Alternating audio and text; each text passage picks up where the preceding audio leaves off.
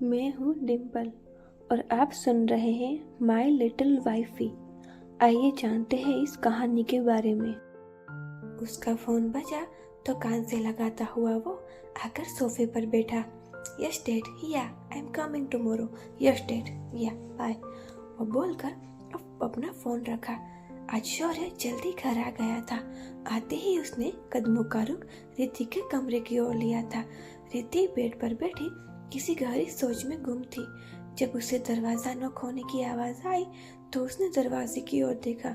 शौर्य को देखते ही वो गुस्सा में। शौर्य अब अंदर आया, उसके पास बेड पर बैठा। कैसी हो बच्चा? वो उसके गाल पर हाथ रखकर प्यार से बोला तो रिद्धि उसके सीने से लग गई। पता नहीं क्यों उसे बहुत रोना आ रहा था। शायद उसे पता था शौर्य क्या कहने आया था। बच्चा, किसी को पसंद करना एक बात है और उसके साथ जिंदगी बिताना बिल्कुल ही अलग बात है, वो बोला तो रिद्धि अब उसके अलग हुई। शौर्य ने उसे देखा और उसके दोनों हाथ अपने हाथ में लेकर बोला, बेटा, अपने लिए ऐसा हम सफर चुनना चाहिए जो तुमसे हर चीज में बढ़कर हो, काम में, समझ में, शोहरत में। वो उसे समझाने वाले अंदाज में बोला। और प्यार में क्या उसे पसंद नहीं किया जा सकता जो आपको आपसे बढ़कर प्यार करे? वह सदी सी आवाज में बोली। तो शौर्य एक पल को उसे देखता ही रह गया। सिर्फ प्यार से जिंदगी नहीं चल सकती ना, वो संजीदा लहजे में बोला और उठकर जाने को हुआ कि रिद्धि पीछे से बोली, और सिर्फ पैसे से भी खुश नहीं रहा जा सकता ना? जब आरू चली गई थी तो क्या आप खुश थे? वो बोले तो शौर्य के कदम ठहरे। वो उसे बिना देखे ही चला गया था। पीछे रिद्धि की आंखों की नमी गालों पर आई। एयरपोर्ट, एक आदमी आंखों पर शेर चढ़ाता हुआ बाहर आया।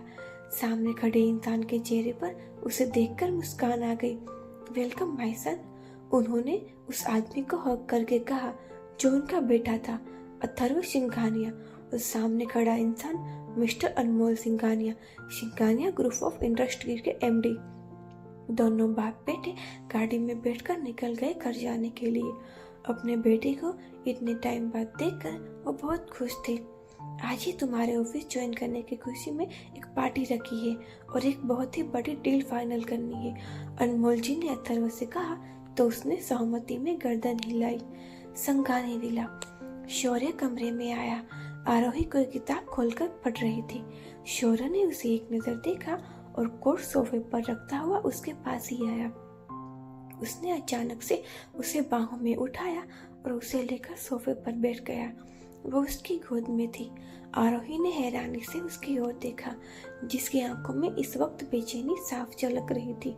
शौर्य ने आगे बढ़कर उसके सीने से अपना सर लगा दिया और गहरी सांसें लेने लगा। क्या हुआ, आप ठीक है? वो उसके गालों में हाथ फेर कर बोली तो शौर्य ने बस नाम में गर्दन हिलाते हुए उसके सीने पर सर रखा और खसा लिया। कुछ वक्त बाद जब उसे कुछ ऐसा महसूस हुआ तो वो उससे अलग हुआ। आरोही अब भी उसे सवालिया निगाहों से ही देख रही थी। शौर्य ने आगे बढ़कर उसके गालों पर आती लटों को कान के पीछे करते हुए कहा, रात को एक पार्टी में जाना है, साथ चलना। वो बोला तो आरोही ने हाँ में गर्दन हिलाई। वो बहुत खुश हो गई थी। दोनों अब पार्टी में पहुंचे। गाड़ी वेन्यू पर रुकते ही शौर्य अपनी साइड से बाहर आया और आरोही की साइड आकर दरवाजा खोला। आरोही ने उसके बढ़े हुए हाथ को थामा और बाहर निकली। सिल्वर कलर की शर्ट ड्रेस में वो बहुत खूबसूरत लग रही थी। दोनों आज पहली बार एक साथ मीडिया के सामने आए थे। इसी बात से आरोही बहुत ज्यादा खुश थी। उन्होंने सामने आकर कुछ पोजेस दी और मीडिया के सवालों को एक्सक्यूज करते हुए अंदर आ गए। आरोही ने शौर्य की बात थाम रखी थी। दोनों अब अंदर बाकी लोगों के पास आए। शौर्य उसे अपने कुछ क्लाइंट और बिजनेस पार्टनर से मिलवा रहा था। वो उसे अपनी वाइफ कहकर ही सबसे इंट्रोड्यूस करवा रहा था। आरोही भी खुशी से कॉन्फिडेंस के साथ सबसे मिल रही थी। उसे ऐसे कॉन्फिडेंस से बात करते देख शौर्य के चेहरे पर भी एक तसल्ली और सेटिस्फेक्शन भरे भाव आए थे। तभी माइक पर किसी की आवाज आई, may I have your attention please. Mister Anmol Singhania stage पर से बोले तो बाकी सबका ध्यान भी उस ओर गया। आप सबका बहुत शुक्रिया कि आप अपना कीमती समय लेकर हमारी पार्टी में आए। आज की इस पार्टी की मेन वजह है my son Atharva Singhania business join कर रहे हैं और आज से कंपनी की बागडोर वही संभालेंगे। वो बोले तो सबने तालियां बजाई। उसे देखकर आरोही के चेहरे पर कुछ भाव आए, लेकिन फिर कुछ पल बाद ही वो चले भी गए। अपने डेट की बात सुनकर अथर्व के चेहरे पर मुस्कान आई। अचानक ही उसकी नजर आरोही पे गई और उसकी मुस्कान कुछ गहरी हुई। नजरें एकटक उसे ही देख रही थी। और बड़ी वजह यह भी है कि एक डील के सिलसिले में सिंघानिया ग्रुप्स और संघानिया आर्ट्स मर्ज हो रहे हैं।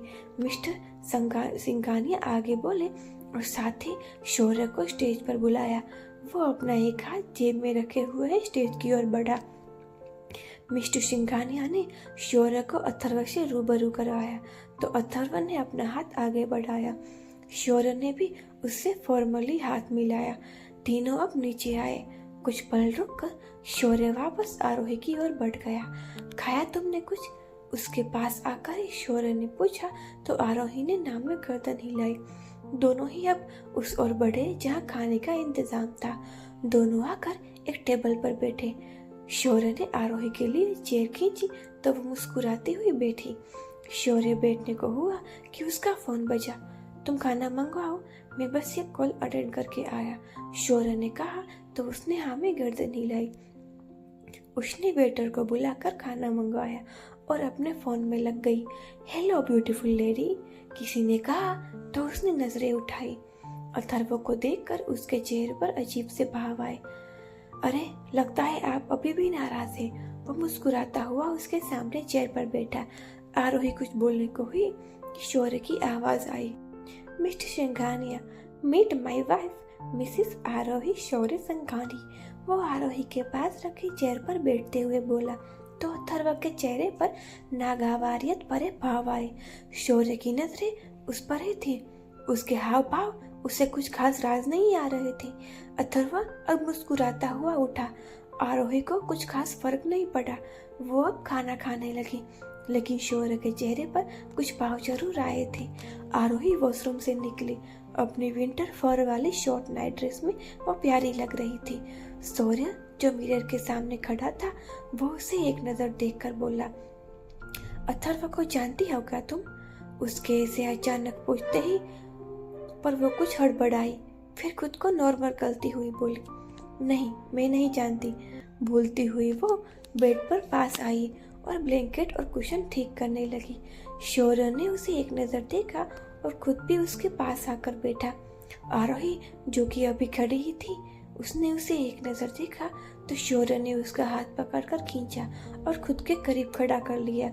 आरोही कुछ बोलती कि तब तक शौर्य ने उसके कमर के इर्द गिर्द हाथ लपेटकर अपना चेहरा उसके पेट से लगा दिया। आरोही एक पल को ठहरी, फिर अपने हाथ उसके गर्दन और बालों पर रख लिए। क्या हुआ, आप ठीक है? उसने उसके बालों में हाथ फेरकर प्यार से कहा। I don't want to lose you, I need you for the rest of my life. वो उसके पेट पर चेहरे पर लगाए हुए ही बोला। उसकी आवाज में आई बेचैनी वो महसूस कर चुकी थी। कुछ पल यूं ही वो उससे लगे हुए रहा। आरोही ने अब झुककर उसके बालों पर अपने होठ रखे। कुछ हुआ क्या? वो अब उसकी गोद में बैठती हुई बोली। शौर्य ने उसे अपनी गोद में ठीक से बैठाते हुए उसे कमर से थाम लिया। उसका एक हाथ उसकी थाइस पर था। क्या हुआ बताएंगे? वो उसके गाल पर हाथ रखकर बोली। शौर्य ने उससे नजर पर देखा। नहीं कुछ नहीं, बस कभी कभी दिल में जी हो बता देना चाहिए ना। वो उसके माथे से अपना माथा लगाकर बोला। आरोही की नजरें उस पर ही थी। धड़कनें अलग लय में धड़क रही थी। शौर्य की आंखें बंद थी। आरोही ने आगे बढ़कर उसके होठों पर अपने होठ रख लिए। शौर्य वैसे ही बैठा हुआ था। वो अब धीरे धीरे उसके होठों को चूम रही थी। शौर्य की पकड़ उसकी कमर पर कसी, साथ ही अपने दिल में सुकून सा उतरता हुआ महसूस हो रहा था। कुछ पल बाद आरोही दूर होने को हुई कि शौर्य ने उसके गाल पर हाथ रखकर उसे रोका और अपने होठ उसके होठों पर चलाने लगा। आरोही भी उसका साथ दे रही थी। दोनों मदहोशी में डूबे जा रहे थे। शौर्य ने उसे अब बेड पर लेटाया। खुद भी उसके ऊपर आ गया। उसके होठ अब उसकी गर्दन पर हरकत कर रहे थे। आरोही के हाथ उसके बालों में मदहोशी से चल रहे थे। दोनों की सांसें गूंज रही थी। दोनों एक दूसरे में डूबते जा रहे थे। कुछ देर बाद वो रुका और उसके माथे को चूमकर उससे दूर हुआ। नजरें अब भी उस पर ही थी। आरोही अपनी ऊपर नीचे होती सांसों को संभालने की कोशिश कर रही थी। शौर्य ने अब झुककर उसके पलकों को बारी बारी से चूम लिया। I love you, I can't live without you, वह गहरी सी आवाज में बोला। आरोही की नजरें उस पर ही थी। आई लव यू टू शौर्य, मैं भी आपके बिना नहीं रह सकती, वो बोली। तो शौर्य के दिल की बेचैनी अब पूरी तरह से दूर हो चुकी थी। उसने अब झुककर उसके सीने पर अपना सर रखकर आंखें बंद कर ली। नो नो, ऐसा नहीं हो सकता। She is mine, she is only mine, वो उसकी बीवी। नो नो, वो सिर्फ मेरी है। मैं कैसे भी उसे पाकर रहूंगा। अपने कमरे में चहलकदमी करता हुआ अथर्व पागल हुआ जा रहा था। शौर्य संघाने, वो सिर्फ मेरी है, तुम्हें उसे मेरे लिए छोड़ना ही होगा, वो संधीजा लहदे में बोला। चेहरे पर कुछ कर दिखाने वाले भाव थे। अगर आपको ये कहानी पसंद आ रही है तो चैनल को लाइक, शेयर और सब्सक्राइब जरूर करिए।